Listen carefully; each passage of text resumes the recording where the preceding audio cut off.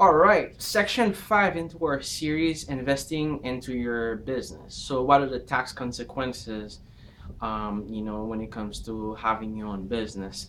Now, I can make a video that will last, 24 hours literally, because there are so many different tax rules when it comes about having your own business. And basically, and it all depends on what stage are you in also, because starting a business, growing a business, or expanding a business, or even a merger or acquisition, all of that, they have different tax consequences. So I don't know where you are when it comes to businesses, but what I will tell you is, if I can guarantee you one thing, is the fact that the tax law is geared to give advantages to actually to business owners.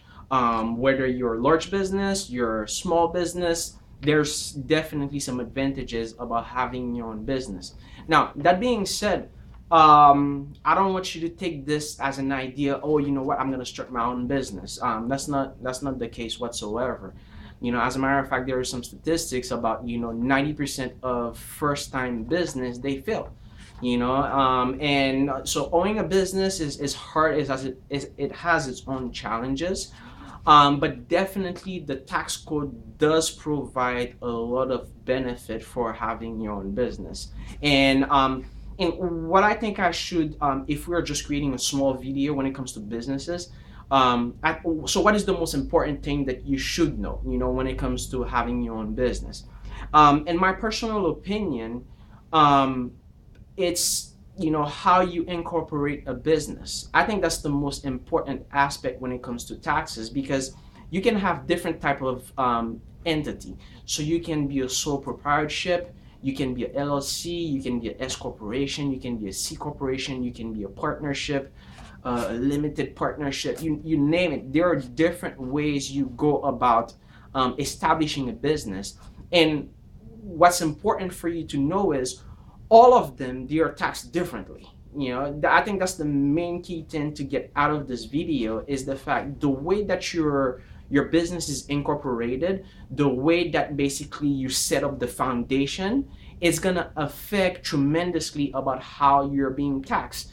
And this is something, I'm an accountant, I do focus on small businesses. I get those questions, every single week, from a business owner, so on and so forth, whether they're starting a business or they are in the business, and they're trying to know more about it. But that foundation that you set, in terms of whether you're incorporating or you're not incorporating, makes a huge difference when it comes to your taxes. Now, I'm not gonna just say that. Let me just give you an illustration. Let's say that you don't want to incorporate your business, so you don't want to go to all the filing papers, to actually have an official entity, which I think personally you should if you're opening a business. But let's say you don't want to go through that, so we'll consider yourself more than likely a sole proprietorship, right? Now, the sole proprietorship, basically, they don't file their own taxes. But you get taxed on your personal level, but there is something called the self-employment tax that you have to pay. And that is written like in a form as schedule C in your personal tax return. But you do get that self-employment taxes, and it can be huge. It can really be huge. On the flip side of it, if you have an S corporation, in most 90% of the cases, an S corporation, they don't pay taxes, so the entity doesn't pay taxes, but you pay taxes at your personal level. And the way that an S corporation is taxed is different from a sole proprietorship. You don't get that self-employment tax, even though when you have a S corporation, they do require you to have like one employee, where you're gonna have to pay, Social Security and Medicare for at least one employee. But you don't pay that self-employment tax on your personal tax return. And that's just one of many examples. Like, for instance, if you're in a partnership, basically the general partner, more than likely is not going to be taxed the same as a somebody that's not active in the business, like a silent partner. So it really comes down to, it's like if you're building a home, what is the foundation?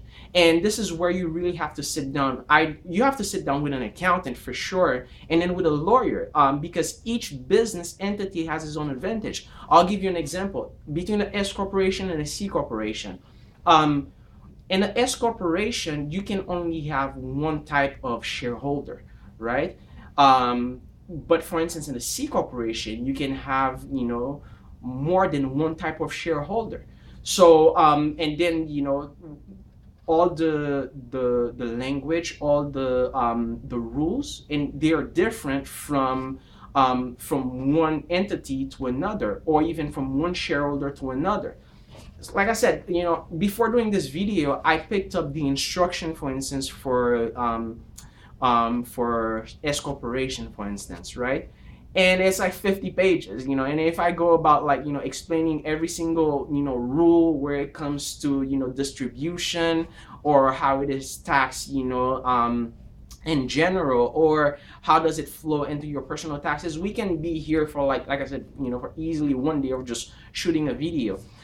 That being said, is what you need to know when it comes to a business. At first, you need to know what type of business are you engaging yourself in. What is the foundation? Is it going to be an LLC? Is it going to be a corporation, a S corporation, a sole proprietorship, a partnership? Now, like I said, the tax law really varies for each one of them. But more importantly, you need to sit down with a lawyer to know exactly, what protection that you get, and then all the different aspect about having those type of entity. Am I going to have partners, not have partners? Is that person going to be active, or the person is not being active? So, in terms of just being active and then passive, that has a lot of things to do with your taxes. So that being said, is starting a business can be as simple as having a real estate property that you're renting. There's a lot of advantages when it comes to real estate, and then with taxes. And then you can put that into a company or LLC or corporation, so on and so forth. But you have to know, what are the ins and outs, what are the logistics about it. And the scope of this video is to actually, to just as a reminder for you to know that it's a foundation. Whenever you're establishing the foundation of that business, you need to consult with an accountant, and then I would say also an attorney, to get this thing proper set up. Because believe me, you can have a big surprise, 1 year, 2 year in business, and realizing, how much taxes that you're paying, and then you didn't have to pay those taxes if you're incorporated the right way. So that being said, I highly recommend you, whether you're starting a business, or you have an existing business, or you're thinking about a merger or acquisition, to consult with an accountant to know exactly what are the different rules, tax rule, when it comes to your business. Thank you.